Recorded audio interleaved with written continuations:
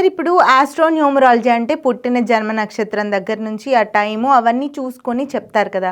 ఈ పామిస్ట్రీ అంత పర్ఫెక్ట్గా వస్తుందా చూస్తే? అద్భుతమైన రిజల్ట్స్ ఇస్తుందమ్మా. అది సబ్జెక్ట్ని బట్టి ఉంటుంది. నేను ఒకసారి మహబూబ్ నగర్ వెళ్ళానమ్మా, క్యాంప్ పని మీద వెళ్ళాను, అది న్యూమరాలజీ చెప్పడానికి.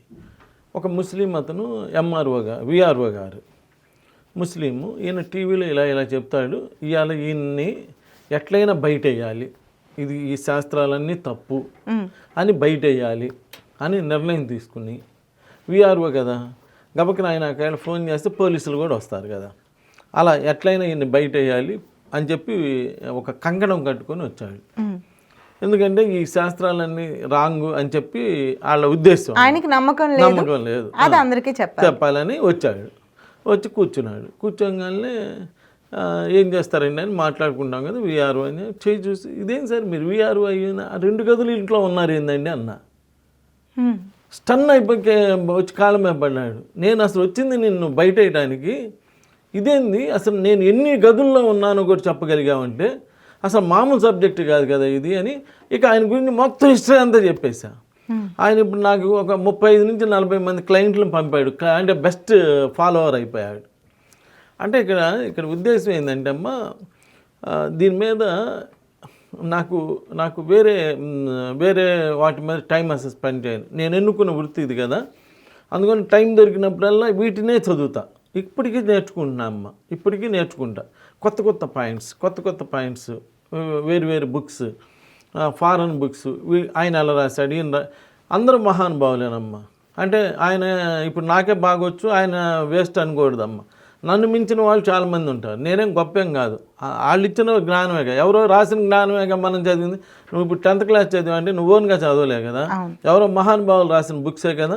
అంటే మహానుభావులు చాలామంది ఉన్నారు, వాళ్ళని మనం ఫాలో అవుతూ, అవి కూడా ఫాలో అవుతూ, మనకున్న నాలెడ్జ్లో మన భగవంతుడి యొక్క ఆశీర్వాదంతో అన్ని పనులు చేస్తూ, ఫస్ట్ అసలు కూర్చునేటప్పుడే ఎవరైనా మనల్ని కలవడానికి వచ్చేటప్పుడు మనం నేనైతే మంది కూర్చునేటప్పుడే, అయ్యా బాబా నాకు వచ్చో రాదో మీకు తెలుసు, కానీ మీరు ఆల్రెడీ ప్రూవ్డ్ కదా, ఒక బాబానో లేదా ఇంకో దేవుడో తీసుకోమ్మా, కనకదుర్గమ్మ తల్లే తీసుకో, లేదా ఇంకొక వెంకటేశ్వర స్వామి తీసుకో, వీళ్ళందరూ ప్రూవ్డ్ కదా. వాళ్ళని తలుచుకొని అయ్యా వాళ్ళు మన మీద ఎంతో నమ్మకంతో వస్తున్నారు, కాస్త మీ శక్తి కూడా క్రోడీకరించి వాళ్ళకి కొంచెం మంచి చేస్తే వాళ్ళు కూడా ఒక నమ్మకం ఏర్పాటు చేసుకొని వాళ్ళు ఏమడుగుతారమ్మా, ఏమంటే నాకు మంచి ఉద్యోగం, నా పిల్లల చదువు, ఏమంటే సంతానం లేదు, సంతానం, ఇవన్నీ తప్పేం కాదుగా. మంచి విషయం, భగవంతుడిని అడిగినా తప్పేం కాదుగా, నన్ను అడిగినా భగవంతుడిని అడిగినా ఇంకోళ్ళని అడిగినా తప్పుగా అయిన విషయాలు కాదుగా. అందువల్ల అలా ఒక చిన్న కోరికలతో వస్తారు. సాయిబాబా గారు కూడా ఒకరోజు ఒక అతను వచ్చి కొన్ని కోరికలు అడుగుతుంటే, ఆ పక్కన ఉన్న అబ్దుల్లా అంటాడు, ఒక గాడిదని తీసుకొచ్చి దీనికి కూడా చాలా కోరికలు ఉన్నాయంట, తీర్చు అంటే, అప్పుడు బాబా గారే అన్నారు, నువ్వు అలా మాట్లాడమాక, మొదట్లో ప్రజలు కోరికలతోనే వస్తారు, ఆ కోరికలు తీరినాక వాళ్ళకు ఒక స్థితి వచ్చినాక వాళ్ళు ఆధ్యాత్మిక వైపు వచ్చి భగవంతుని చేరుకుంటారు. సో కోరికలు తీర్చడం మన బాధ్యత అని సాయిబాబా అంతటి వారే అన్నారమ్మ.